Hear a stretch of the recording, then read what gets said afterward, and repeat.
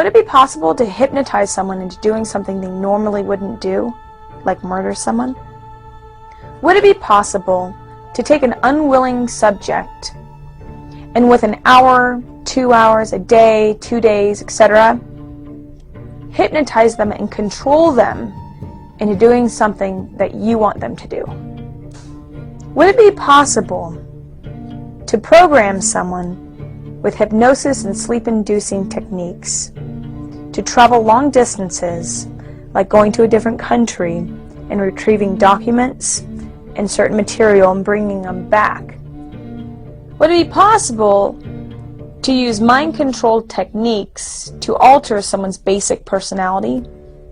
What would be the best way to conceal mind-controlling substances such as sodium pentothal in normal or commonplace items, such as candy, coffee, cigarettes, medicine, beer?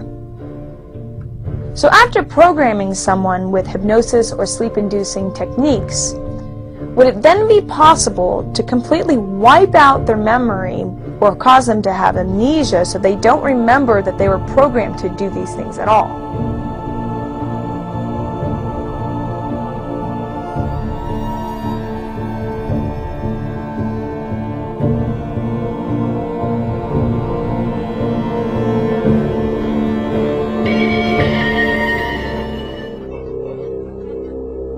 The origins of psychological warfare were in Nazi Germany, and in the Nazi ideology they had something that was called Weltanschauungskrieg, which means worldview warfare.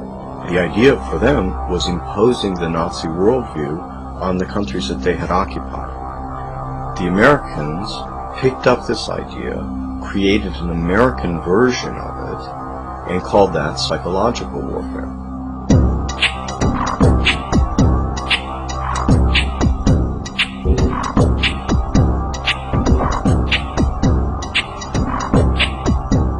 In trying to understand psychological warfare and in trying to understand the American approach to the post-war efforts to control people's minds, both as individuals and on a mass scale, there's a lot of illusions about how that was done.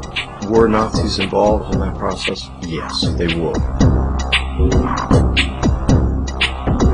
Project Paperclip was a United States government-sanctioned CIA operation for the importation of Nazi and fascist scientists into the United States.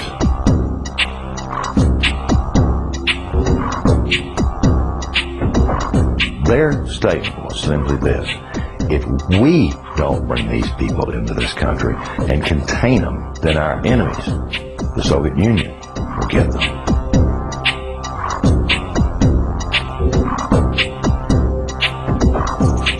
The first wave was to bring these scientists. There was 700-odd propulsion scientists, and then there were some 600 and some odd mind sciences people that they brought in. The CIA was given the responsibility of actually placing the individuals out of Project Paperclip into the military-industrial complex, including their colleges and universities.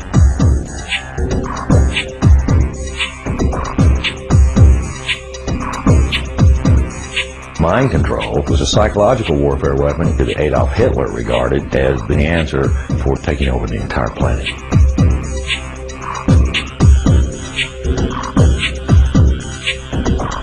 The name for the mind control research in this country was MK Ultra.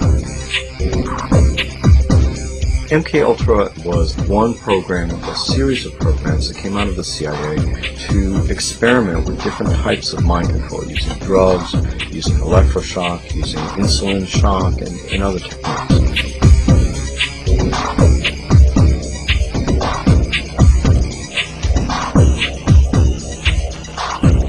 I think that the goal for those people who planned the program was very straightforward. It was an attempt to figure out a way to interrogate people and to learn how to protect their own agents against control by others.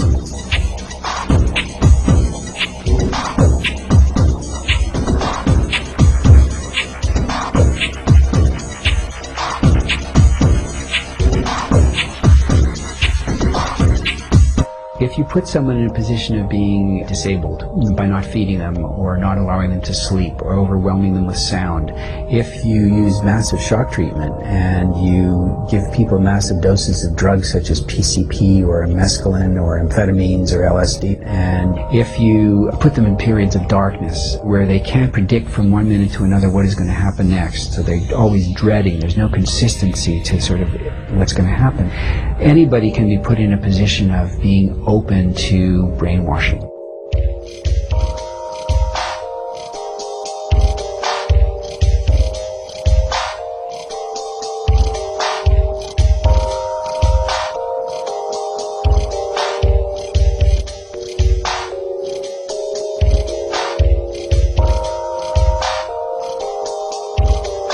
Ewan Cameron was probably the foremost psychiatrist of his time in the 1950s. He was using high-tech sound techniques. He was using multiple kinds of loop recorders to force people to listen to recorded messages 24 hours a day for weeks on end to basically destroy people's thinking patterns.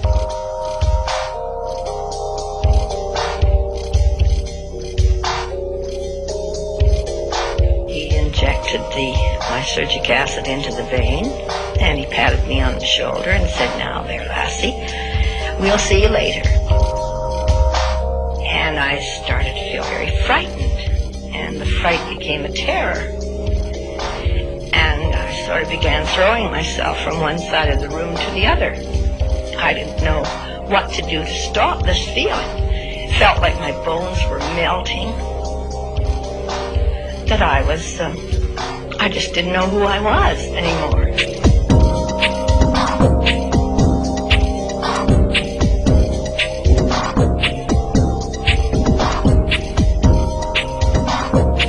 This is not just break-ins of people's homes. It's not just invasions of privacy by illegal wiretapping. This is an invasion of a person's mind.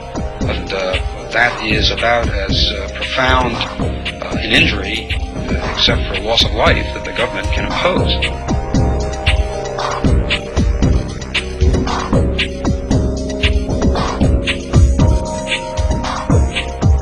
This was a post-Nazi program, if you will. It was an Americanization.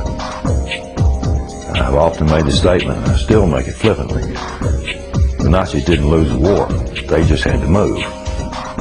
Now it's 50 years later. Now they're much more clever, much more sophisticated. They have a lot more money to spend.